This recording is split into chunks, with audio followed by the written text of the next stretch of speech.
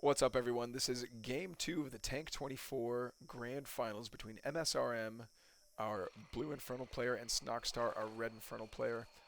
Both the Hexens have already gone by, and I probably should have waited to start this cast a little bit later because watching Hexen walk, oh, denies the health cabbage. Wait, does the health cabbage recover white health? No. No way. Okay, no, they both have 25 white health. It's fine. Oh, and we're gonna see a whoa.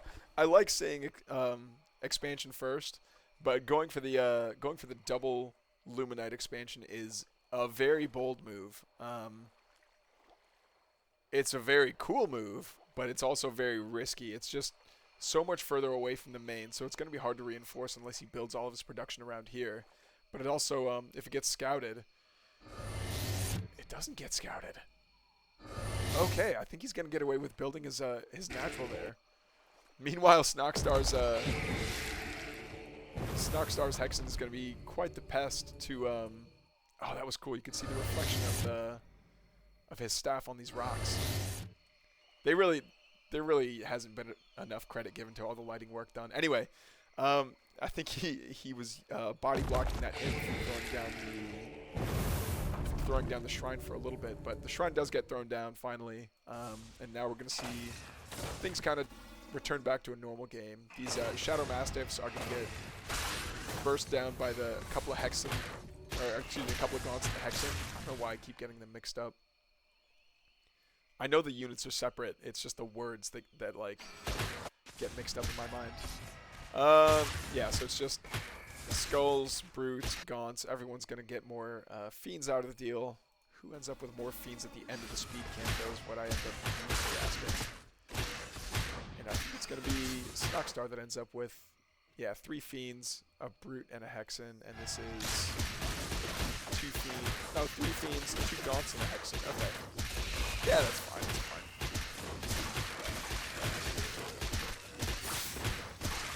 You know, I know because the whole meta behind taking these camps is still, I think it's still evolving, especially since we saw in that Stormgate Invitational that players like can and will use Nightfall Infestation to infest every single creep instead of relying on a Hexen to like, oh well, the Hexen's out of mana, I guess I can only infest so much. But I wonder if there's going to be some sort of min-maxing done around like, okay, if you know a slime is about to pop and debuff everything around it, like, is there a way to make sure that the debuff only affects like a certain amount of units? Anyway, we're going to see msrm come forward and take out this passive Luminite camp, and it looks like the magic spot to be in is just like right in this rectangle. So I would say like anything north of the Tiki Torch, you're probably safe. You don't want to lose a Gaunt here. You don't want to lose a Gaunt here. No, don't go that far forward. You know where he's going to go. Don't lose that Gaunt. Loses one. Loses another one. 2 Gaunts down for 1 camp that's almost dead. That's definitely more damage than needed to be taken. Meanwhile, Snoxtar takes his own health camp. Has his Hexen do the Tusken Raider dance back home. And, yeah, we're going to see... Okay, it's almost 2/3 saturated here for msrm. Snoxtar, meanwhile, really turning on his economy with his spicy shrine.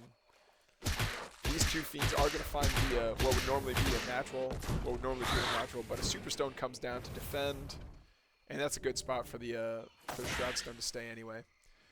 The second Fiend, before it gets a scout off, gets picked off by those Gaunts and the Brute, and Plague X is well on its way for Snoxtar, and it is just starting up for msrm.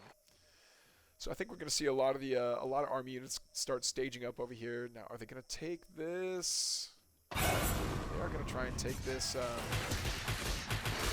Luminite camp. The money camp, I'm just going to start calling it. Does get a good infestation off on that first cleaver.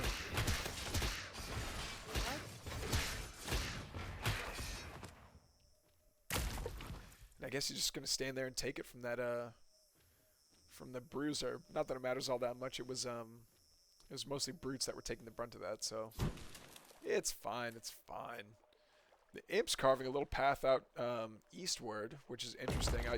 You know what? I wonder if it's just more beneficial to clear this out and then start building stuff over here so you have vision, and that way you're never surprised if something, like if an attack comes in this way. And it probably makes a lot more sense too if you want to build underneath of this mine, so that way if it does get attacked, you can just reinforce from these production structures, and you don't have to worry about getting zoned out in this choke point. Lots to consider. That's another reason why I like these Stormgate maps so much, is like the trees. The fact that you can interact and like create new paths with the trees, even defensively. Like I would consider that clearing out these trees is a defensive option for this player. Like that's something that you want to do before expanding to your fourth. I mean, potentially third, but typically the fourth here. Let's see. Okay, defensive Shroudstone going down. Okay, the brute upgrade. Soulforge Ascendants. That's a lot of words for me to say brute upgrade. Just means that they're gonna get another fiend every time that they pop. Poor Fellhogs. They don't live long enough. Okay, are we going to see? I don't think we see. I don't think we're going to see Reaper's Rush just yet. Oh no, Reaper's Rush is already finished. Excuse me.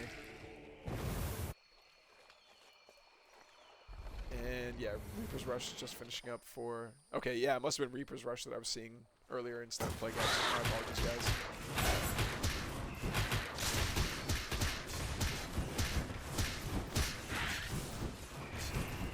I do, oh man, a huge, that Magmadon coming forward and saying, hey Gaunts, how would you like to come and play? Gaunts largely avoid the Nightfall Infestation. Probably thanks to the Reaper's Rush, actually. That increased move speed meant that most of them were able to get out of the radius of that thing. And Nightfall Infestation goes down on top of MSRM's army, gets a huge amount of those Gaunts. But there's no Magmadon here. Yeah, the Magmadon's just showing up. It's so slow. Another great stomp from MSRM's Magmadon, getting on top of all those Gaunts and wiping them all out. Yeah, MSRM's got a huge advantage here. Snoxtar with 3 Magmadons is quite a bit, but when you get kited indefinitely by these really fast Gaunts, like I don't know if it matters all that much. MSRM also has 3 Magmadons of his own. Well, 2 Magmadons now, but yeah, this is just so much HP and so much DPS for MSRM. I don't know that Snoxtar is going to survive this. I do see a Super Stone go down, which is going to take out that last Magmadon. And okay, yeah, I guess MSRM is forced to retreat now. That's a lot of Fiends. Are the Fiends going to try and capture? Maybe. Oh, just avoid getting hit by that, the Nightfall Infestation. They're going to keep on fighting. MSRM should be able to clean this up pretty handily. Yep, and he does.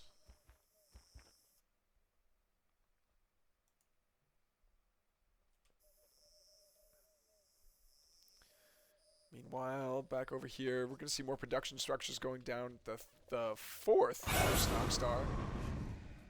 More Conclave, more Iron Vault, so it's sticking to T1 units, which I guess is good, and the supplies are relatively even, but MSRM needs to spend money, floating a ton of Luminite and Therium. There we go.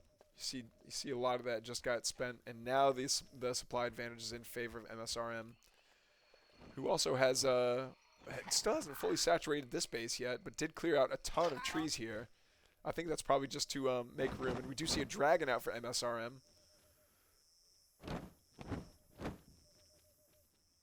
We hear the flappy flaps of the dragon going down.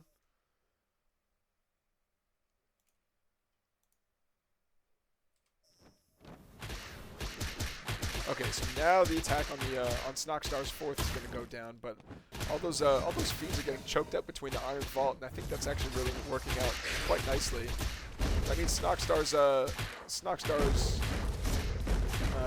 Magmadons have the potential to come forward and do a ton of damage, and they are. They're getting a lot of those great surface area on all these Gaunts and a lot of the fiends as well, but I just don't think there's enough normal army here to take advantage of that and like finish them all off. We see a couple of brutes coming in from the north, but that dragon's just doing so much damage to any kind of reinforcements that would be coming from the north.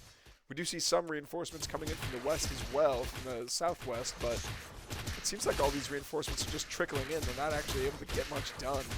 It's mostly Fiends left over in the main base now, and these Gaunts are going to do their best to DPS down these brutes, but not a lot's going to happen. We do see one Shadow Flyer connect with the Harbinger, but I don't know how much help that's going to be. So it's one Magmadon left and a couple of Fiends, but no, msrm is taking command of this. Is basically in control of that base, and yeah, Snoxtar doesn't have an army anymore, and he's going to GG out. All right, that'll be it for game 2. Thanks, guys.